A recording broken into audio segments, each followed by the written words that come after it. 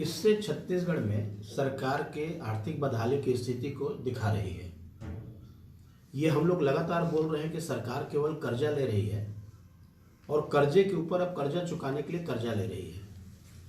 इस प्रकार के आखिर बैंक को कार्रवाई करने की क्या जरूरत पड़ी? स्वाभाविक रूप से बैंक कार्रवाई करती है, उसके पहले नोटिस जारी किया जाता है, एक समय अवधि तय किया जाता है, इतने के दिन के अंदर में यदि राशि पटा दी जाए, और उसके बाद में भी जब डिफॉल्ट होता है उसके बाद में बैंक उसमें अधिकृत कार्रवाई करती है। निश्चित रूप से जिस प्रकार से छत्तीसगढ़ में सरकार चल रही है और केवल कर्जा ही कर्जा जो ले रही है, आज स्थिति ये हो गई है कि आपकी संपत्ति को भी बैंक अब जब्ती कर रही है, कुर्की कर रही है। इससे आप अंदाजा लगा सकते हैं कि छत्तीसगढ़ के आर्थिक माली हालत क्या है। ये केवल दिखाने के लिए, बोलने के लिए सरकार जो भी कहे, लेकिन आज ये कहने में कोई संदेह नहीं, छत्तीसगढ़ न केवल कर्जा में डूबती जा रही है बल्कि आर्थिक दिवालियापन के कगार पर खड़ी हुई है। सरकार के दावा के पोल खुल रही है। अंतिम ठिकाना की बात मैं नहीं करता।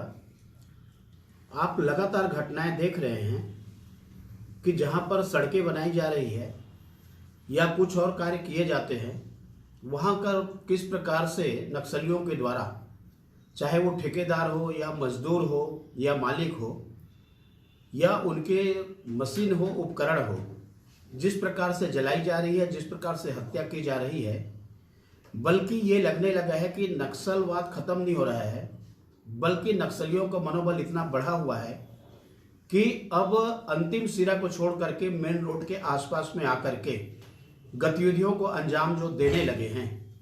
मतलब नक्सलियों का मनोबल मजबूत हुआ है, सरकार कहीं कहीं पीछे हटी है, और इसलिए 3 साल का समय निकल जाने के बाद भी नक्सलवाद के खिलाफ में सरकार क्या करने वाली है, आज तक उनकी स्थिति स्पष्ट नहीं हुई है।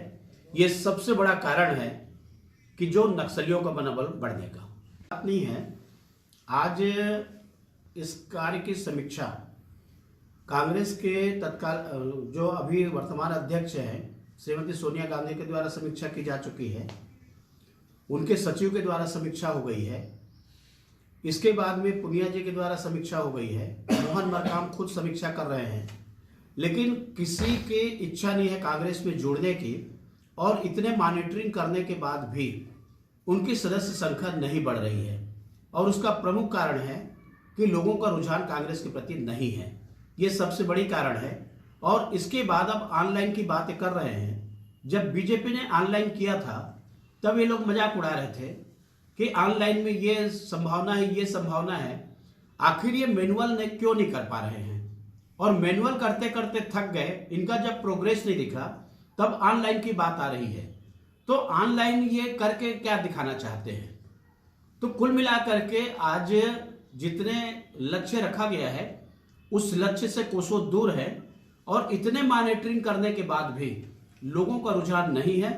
और दूसरा, मुझे लगता है उनके कार्यकर्ताओं का भी रुझान सदस्यता बनाने में नहीं है। अभी 2 बार बारिश के कारण में धान की खरीदी प्रभावित हुई है। एक जिला का कल मैं देख रहा था कि जितने वहां पर खरीदी होनी और जितने किसानों को धान बेचना है, जब तक समय सीमा में वृद्धि नहीं करेंगे तब तक ये संभव नहीं है कि किसानों के धान की खरीदी हो सके। सरकार के द्वारा या मंत्री के द्वारा ये कहना कि हम डबल कांटा लगा देंगे, डबल ये व्यवस्था कर देंगे, डबल ये कर देंगे, ये तो कहने का विषय है। वास्तविक में सरकार को समय का आकलन करते हुए अभी से तैयारी करनी चाहिए, और समय सीमा में वृद्धि करके जो मुख्यमंत्री ने आश्वस्त किया है कि हम सभी का धान खरीदेंगे और समय जो भी लगे, लेकिन दूसरी तरफ जो मंत्री का बयान आ रहा है या सरकार की तरफ से बयान जारी है कि 31 तारीख तक हम खरीदी कर लेंगे, ये संभव नहीं लग रहा है और प्रैक्टिकल भी दिखाई नहीं दे रहा है। जितने प्रभावित हुए हैं उतने दिन का, और जो छुट्टी के दिन पड़े हैं उतने निकाल करके उनको समय वृद्धि करना आवश्यक है।